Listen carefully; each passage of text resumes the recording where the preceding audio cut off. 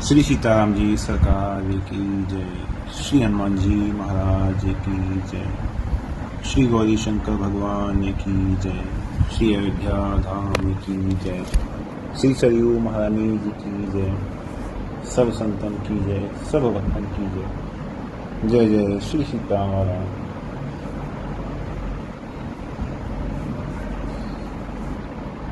एक समय राम जी को अपने भक्त विभीषण का स्मरण हो आया। राम जी ने सोचा कि बहुत समय हो गया लंका से विजय होकर आए हुए, विभीषण ने भी कोई सूचना नहीं दी, ना ही विभीषण की कोई सूचना प्राप्त हुई है।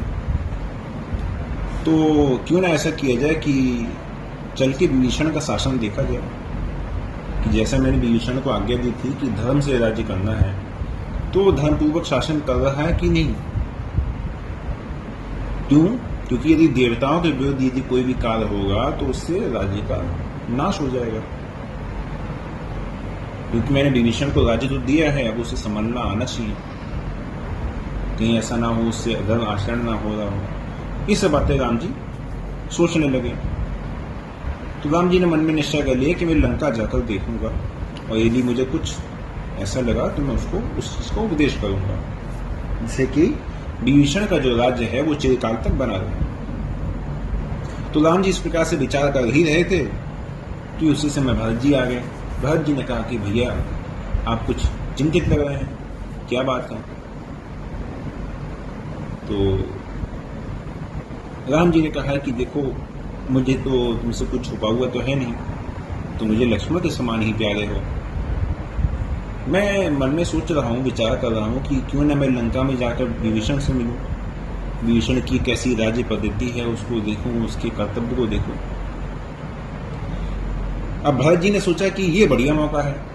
उस समय तो भैया के साथ वनवास के समय में गए नहीं थे, ये अच्छा मौका है, क्योंकि ये उस समय तो भैया ने मना कर दिया था, लेकिन अब भैया मना नहीं कर पाएंगे। तो भरत जी ने कहा कि भैया मैंने पहले कभी लंका देखी नहीं है, इसीलिए मेरी भी यही इच्छा है कि मैं आपके साथ लंका चलूं। राम जी ने भी स्वीकार कर लिया, और राम जी ने लक्ष्मण जी को जितना वो राजकाज था, राज्यभार लक्ष्मण जी को सौंपकर दोनों भाई लंका के लिए चल दिए। सबसे पहले भरत जी के दोनों जो पुत्र हैं उनकी राजधानी में जाकर उनसे मिले, उनके राज्य का, उनके काल का निरीक्षण किया। फिर लक्ष्मण जी के जो पुत्र हैं उनकी राजधानी गए, वहां पे 6 दिन रुके, सब कुछ देखा भाला।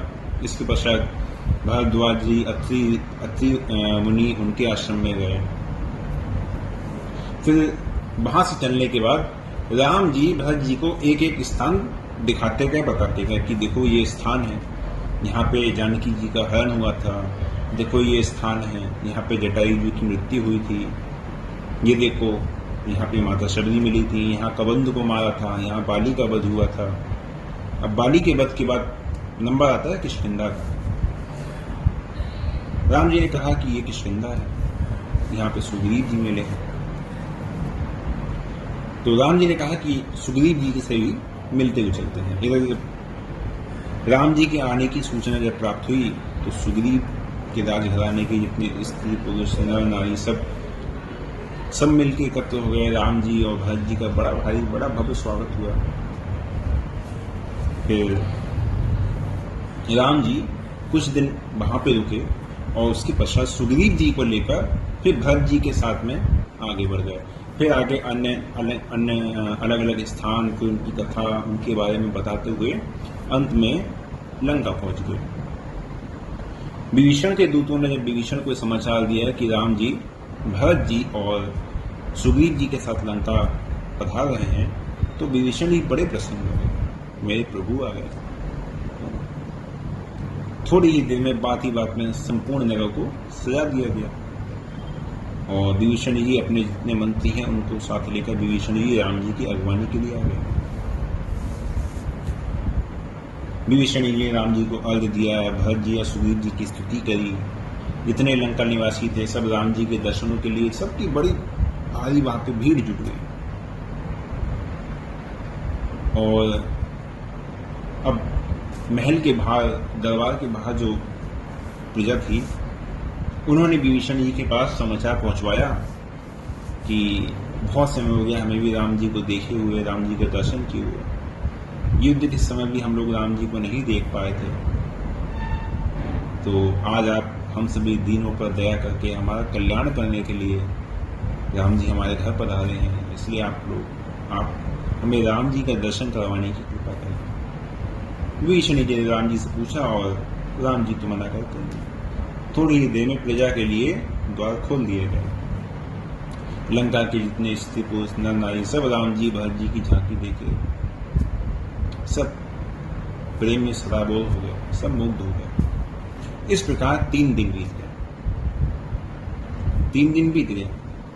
चौथे दिन रावण की जो माता थी कैकसी, उन्होंने विभीषण जी को बुला के कहा कि बेटा मैं भी राम जी के दर्शन करना चाहती हूँ, मैं भी राम जी के दर्शन करना चाहती हूँ।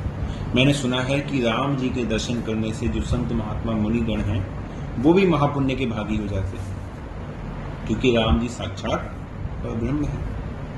वो ही 4 रूपों में अवतरित हुए हैं, अवतीर्ण हुए हैं। यही तो वरदान मनुष्य चतुर्पद जी ने मांगा था। तो कहने लगे वही 4 रूप में अवतीर्ण हुए हैं और सीता जी स्वयं जगत जननी है। तेरे भाई रावण ने तो यह रहस्य जाना नहीं और तेरे पिता थे, तेरे पिता ने कहा था कि रावण को मारने के लिए भगवान ही दशरथ के यहाँ अवतार लेंगे। थोड़ी देर बातचीत हुई, उसके पश्चात विभीषण जी ने कहा कि ठीक है माँ, आप स्नान करके नए वस्त्र पहनकर हाथ में थाली में, और थाली में वही पूजा की चीजें, चंदन हो गया और मधु है, अक्षत है और दीपक है, दूर्वा है, ये सब लेके राम जी का दर्शन कीजिए। और आप मेरी पत्नी शर्मा और अन्य जो कन्याएं हैं, देव कन्याएं हैं, उनको आप लेकर राम जी के समीप जाके दर्शन कीजिए। मैं राम जी के समीप ही जा रहा हूँ। विभीषण जी थोड़ी ही देर में राम जी के पास पहुंच गए। वहां से जितने लोग थे सबको एक एक करके दर्शन करके हटा दिया गया। तो विभीषण जी ने राम जी से कहा कि प्रभु, रावण की, कुंभकर्ण की और मेरी जो माता है, माता केकसी, वो आपकी चरण कमलों का दर्शन करना चाहती है। आप कृपा पूर्वक उन्हें दर्शन दीजिए।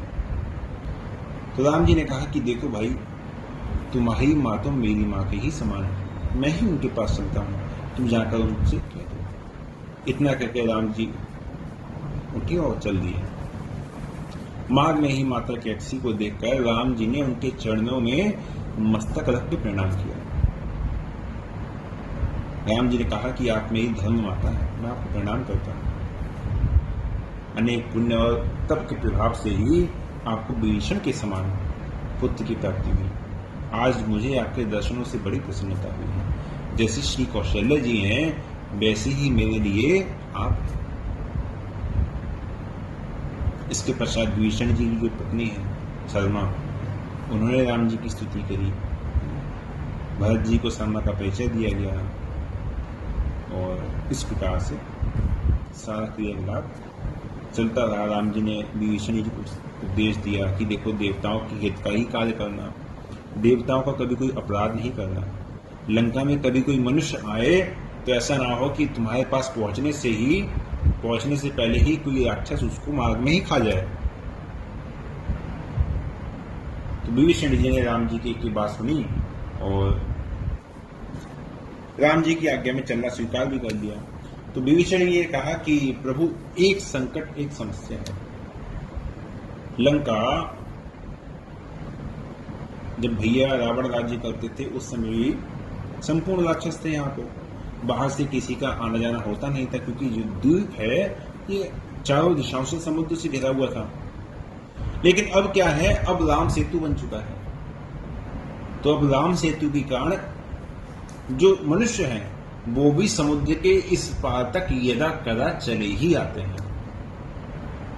प्रभु, यद्यपि मेरी सबसे आज्ञा है, मैंने सबको आज्ञा दे रखी है कि लंका में किसी भी प्रकार की कोई हिंसा कभी नहीं की जाएगी, किसी भी मनुष्य के साथ, किसी भी जीव के साथ। लेकिन प्रभु आपसे एक प्रार्थना है कि यदा कदा ये जो किसी भी स्थिति में जो मनुष्य का आना जाना होता है, इसको कृपा करके आप किसी प्रकार से रोक दीजिए। राम जी ने कहा कि ठीक है। उसके पश्चात राम जी वापस आने के लिए सुग्रीव जी और भरत जी के साथ में विमान पे चढ़े, और जब वहां से चल दिए तो मार्ग में जब राम सेतु आ गया तो राम जी ने विभीषण की बात को स्मरण करके राम सेतु को बीच में से राम जी ने तोड़ दिया, और बीच में जो 10 योजन का जो पुल था, पहले तो बीच में से तोड़ा, फिर उस बीच में से तोड़ने के बाद दोनों तरफ जो 10-10 योजन की दूरी थी, उसके भी 3-3 टुकड़े किए। उसके पश्चात जो 3 टुकड़े थे उनके भी छोटे छोटे टुकड़े कर दिए, जिससे कि पुल पूरी तरह से नष्ट हो जाए। और इस प्रकार से उस समय लंका और भारत, इनके बीच जो राम जी के सेतु का जो मार्ग बना हुआ था, उसको राम जी ने ध्वस्त कर दिया। इसलिए आज भी आप राम सेतु का जब दर्शन करेंगे तो शुरू में ही राम सेतु बना हुआ है। मार्ग में जहां जहां राम जी ने थोड़ा थोड़ा जो उसके जो भाग ध्वस्त किए थे, तो कहीं कहीं छोटे छोटे टुकड़ों में वो मिल जाता है, लेकिन सीधा नहीं है कि राम जी ने उस समय ही नष्ट कर दिया। और आप सभी ने कथा पहले सुनी भी नहीं होगी, तो मैं आपकी जानकारी के लिए बता दूं, ये कथा पद्म पुराण से ली गई है। पद्म पुराण में इस कथा का उल्लेख मिलता है राम जी की लंका यात्रा के नाम से। सुनाने के लिए तो मैं एक भक्ति की कथा था आपके लिए, लेकिन मुझे लगा कि उसमें समय ज़्यादा लग जाएगा, इसलिए फिर मैंने सुनाना ज़्यादा सही समझा। भक्त की कथा मैं आपको बाद में सुनाऊंगा, थोड़ा सा आप सभी को शायद अटपटा लगे। राम जी के एक मुसलमान भक्त हुए, उनका नाम था शाह आलम। पूरा नाम लिखते थे शाह जलाल उद्दीन वसाली, ये पूरा नाम लिखते थे। राम जी के बड़े प्रेमी भक्त थे, बहुत समय तक अयोध्या जी में भी निवास किया। अयोध्या जी में मणि पर्वत पर उनका निवास था। मणि पर्वत पर अक्सर वो रहते थे, मणि पर्वत और सरयू जी के किनारे अक्सर वो रहते थे, अक्सर दर्शन दिया करते थे। राम जी के बड़े प्रेमी भक्त थे। उनका जीवन चरित्र मैं आप सभी को अगले भाग में सुनाऊंगा, आप सभी को मैं समझता हूँ अच्छा लगेगा। और इनकी जो समाधि है ये आज भी अयोध्या जी में है, लेकिन जहाँ पे ये रहते थे प्रमोद वन में ही इनकी समाधि आज भी बनी हुई है। तो इनका जो चरित्र है वो हम लोग अगली बार में स्मरण करेंगे, और आज के लिए यही विश्राम देते हैं। जय जय श्री सीताराम।